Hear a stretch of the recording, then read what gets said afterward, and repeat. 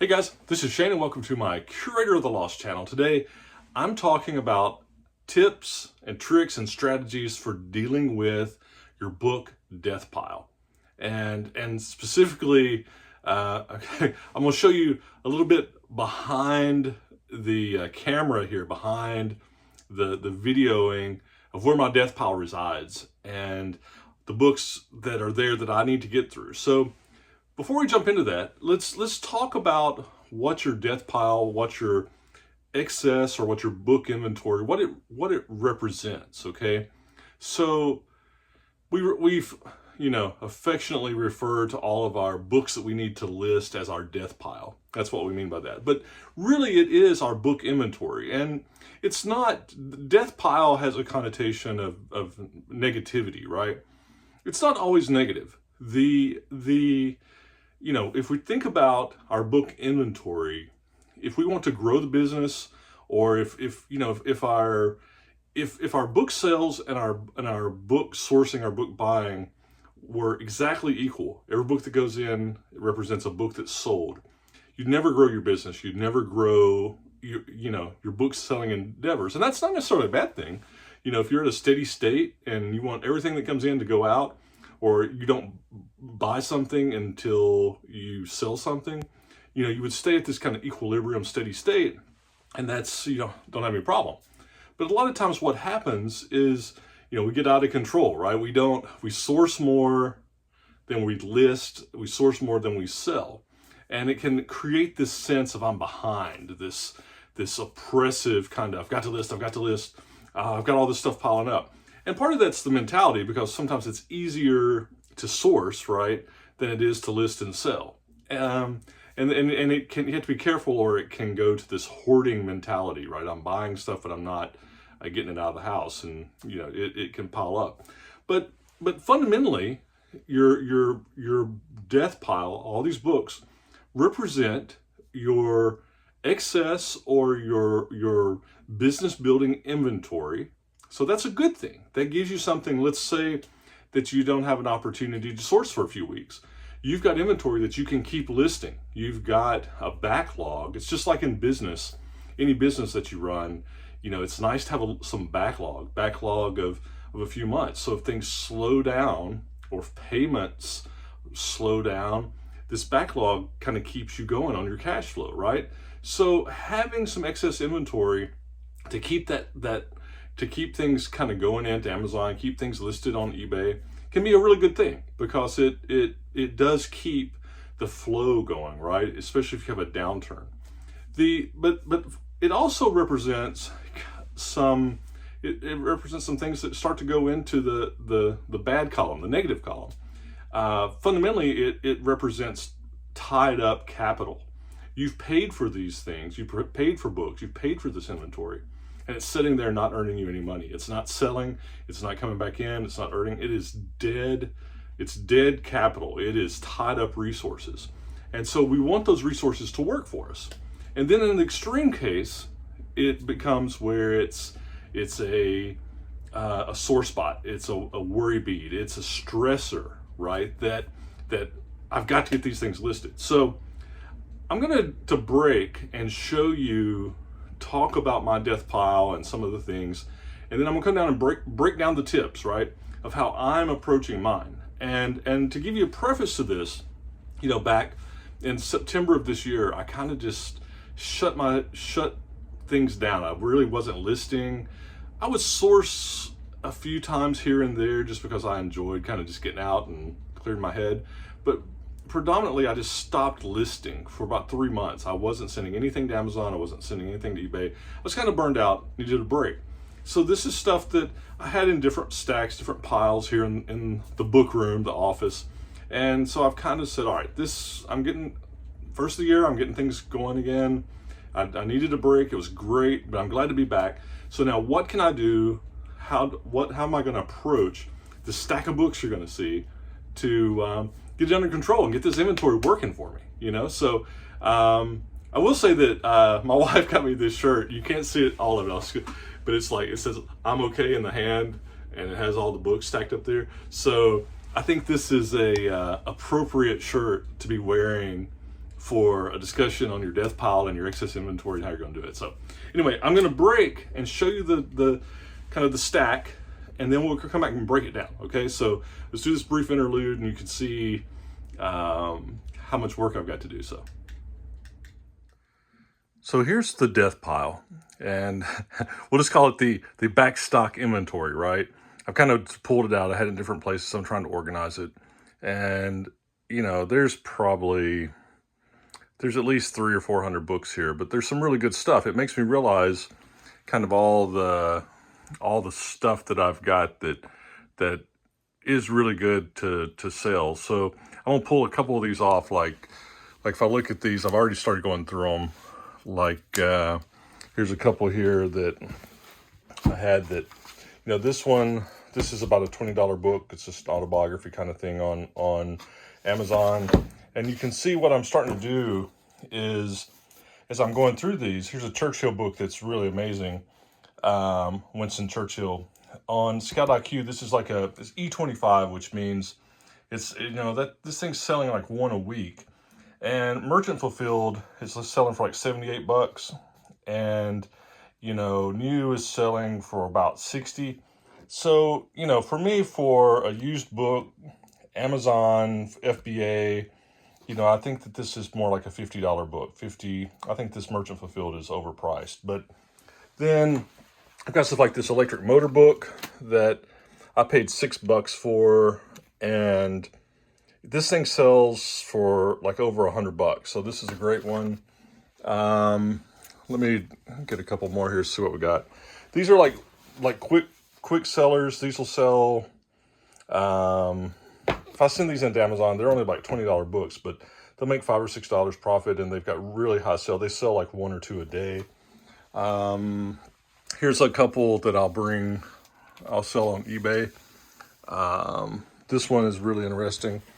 I'll have to decide on this one. So eBay, this set, you can tell I paid $5 or $6 for this set. It's this Journey to the West, and it's you know, they ended up about 50 or 60 bucks each on eBay. I'm seeing them sell for, you know, somewhere around, and I think I'll have to check and make sure this was each or for the set. This is another one that may go to Amazon. Now this is one here that I'm on sale on eBay. This is my Wisconsin speak. I think this is in Wisconsin, a town in Wisconsin. It's a $40 to $50 book. I think this one, no, I thought this one might have been signed, but it's not. This is definitely an eBay sale. So you can see what I'm doing is, as I'm going through them, I'm trying to figure out what pricing and where I'm going to sell them. So I'm trying to kind of use this as a staging. So I need to do the staging because I've got all these things I got to get organized on, right? So now I'm going to talk about kind of the greater plan from that. All right, so you see, I've probably got, sitting here looking at it kind of behind the phone video in here, and I've probably got, there may be 500 things there. It's at least 300 or 400, but there's some really good stuff in there. It's amazing as I pulled it together, how many, I realized, I remember buying this, and this is a really, really high value book, or this is something that'll sell quick. I also had some things I'm like, why did I buy this? So let's go through the tips and strategies for taking care of this, how I'm organizing my mind, my actions, okay?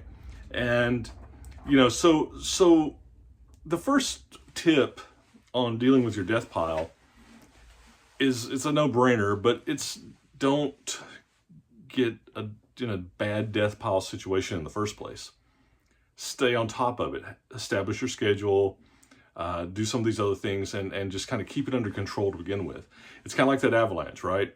Once it starts, it's harder to stop, or you know, the snow accumulates faster and faster. So if you can be disciplined, and you can keep from getting an excessive death pile, I think a small death pile is okay. Like again, for the things we talked about earlier, having your inventory ready to go, but try to minimize an excessive death pile. For me, I think sometimes what'll kick it off, like feeling like, hey, I've got too many here, is I'll hit a big sale, like a 25-cent book sale or a big estate sale, and I get a lot of stuff at once, right? Like you buy like 40 or 50 or 60. I think there's been times when I bought like 70 or 80 books. And when you get that infusion of stuff all at once, it can tend to, it just triggers it, right? So the number one tip is just try to manage it from the beginning, right? Be smart from the beginning. Manage excess inventory at the beginning. If you get a lot of stuff in, hit it a little harder and don't get in a spot that makes you feel bad to begin with. Kind of silly, but that is, I think, a good first tip is just avoid it to begin with. The second tip is to deal with it is just start, okay? It can be overwhelming. You can be like, you can be frozen to inaction. And that's a human nature thing. I see it in lots of things. I see it in everyday life, everyday work. Something that's a hard task, people just don't want to start. It's like, get off the dime. Just do it, right? Just get off the dime, get started. Once you get started and you get a few under your belt, get a little success, that's a building block that creates more success. It's proven time and time again if you do it. A lot of times the dread and the not working the problem becomes harder than the problem itself. So just get started, do it. Let little success build to lots of little successes build to the big success, right? Which means getting your death pile, getting your books listed, making more money, getting more sales, and getting into more of a healthy rhythm on things, right? Okay, so for me, what I kind of alluded to as I was showing you things from the death pile is my first actionable step, okay, beyond just try not to do it and get started, is what I'm calling sort, prioritize, and organize. It's really under this big organize banner. So the thing is for me, it was when I'm going through it, and you'll see the little Post-it notes, and let me pull one here, the one we talked about. Okay, so when I'm going through and sorting these, I'm trying to put a Post-it note when I'm looking them up, because I'm going through these, I'm just doing a quick lookup, and I'm trying to decide, is this going to Amazon or is this going to eBay? Or is this something I need to consider whether I need to just trash, redonate? It was a bad buy for whatever reason. It just didn't, maybe it was a good buy then, it's a bad buy now, or maybe it's what was out of my mind when I bought this book. But like, so this one, I know this is an eBay. So I'm gonna have, as I go through my stack, I'm going to have an Amazon stack and an eBay stack. Things that I think are easy sellers on eBay or easy sellers on Amazon are going to go there, right? And part of that's looking at where I can maximize my profit. Older books I like to sell on eBay if they don't have barcodes. If they have barcodes, I'll, Amazon. Excuse me, but it's disorganized, right? That gets things moving. All right, so. Hold on a second. If you've watched my videos for any length of time, you know that I'm the one-take wonder, right? I don't do a lot of editing. I just put everything together. What you see is what you get. It's just the way I am. But I had a frog in my throat, and nobody wants to watch that, so I stopped and come back. So in this organization, I think one thing that's good to help you get started or help get to some early success is as you're organizing and you're deciding where it's going to go Amazon, where it's going to go to eBay, you might have a sub pick there where it's like a substack where it's like what I'd call the low-hanging fruit, the stuff that's going to be a quick sell or a high dollar sell, right?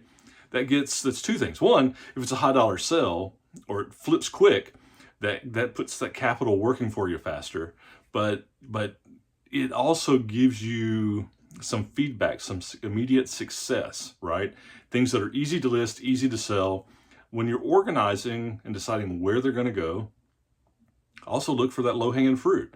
And that may be you have an eBay stack, but that eBay stack is, hey, these are the ones I'm going to list first because they're so easy, or they're going to sell for $200, like that the motor book I showed. That thing is at least $100 book, maybe more. There's some of those things that are listed for $300 or $400. I don't know if that's real or not. I'll do a little more research, but that's pretty cool if I can send that in. I paid $6 for it. I've got $6 tied up.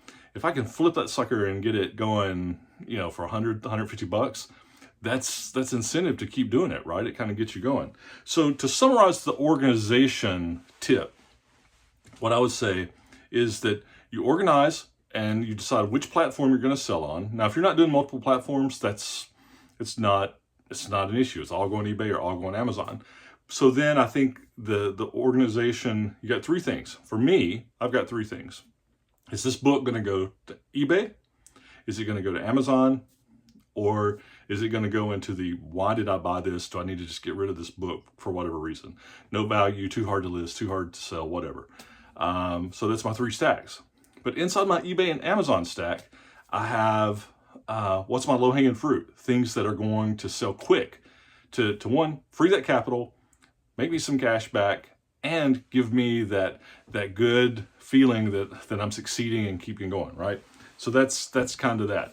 Now, on the other side of it, one thing that you can do, you can enforce. This is really the last tip is you can force yourself or restrict yourself from sourcing. It's like being that good parent, that good voice of reason. If you're trying to get rid of, not get rid of, but sell 300 or 400 books in your death pile, do you need to go sourcing for another 40 or 50 books? I could do videos right now, and I probably will do some on things I found in my death pile, because most of these, I think all these are ones that I haven't shared with you, the community, of what I found. These are things I found that I've been meaning to show you, and I haven't got to it. So I don't necessarily need to source. I need to get through these first. So that's it's hard to do because, again, if you enjoy that part, but that's where you have to really put the guardrails on and say, I'm going to get some of these things, get them listed, get them done, and then go from there. So, all right, so that's it. That's the tips.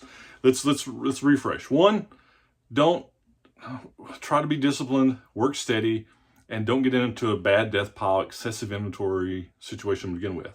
Two, just start. You got to have some success. Don't let the task at hand demotivate you or get where you just don't do it. Number three is you need to organize. You need to organize by how you're going to sell things, and that could be multiple platforms. And in that, evaluate whether or not you just need to get rid of this and cut your losses on it, right? And we'll say tip number four is on that. Pick out the low-hanging fruit, the things that are going to sell quick and that are going to give you your bigger winners first. Get those listed, get that momentum going. And number five is you just need to maybe restrict yourself from sourcing for a minute and get this under control. So that's it. You see the work I've got in front of me. I'll say see cool, buy cool if you have your excessive inventory under control. So talk to you soon. Bye.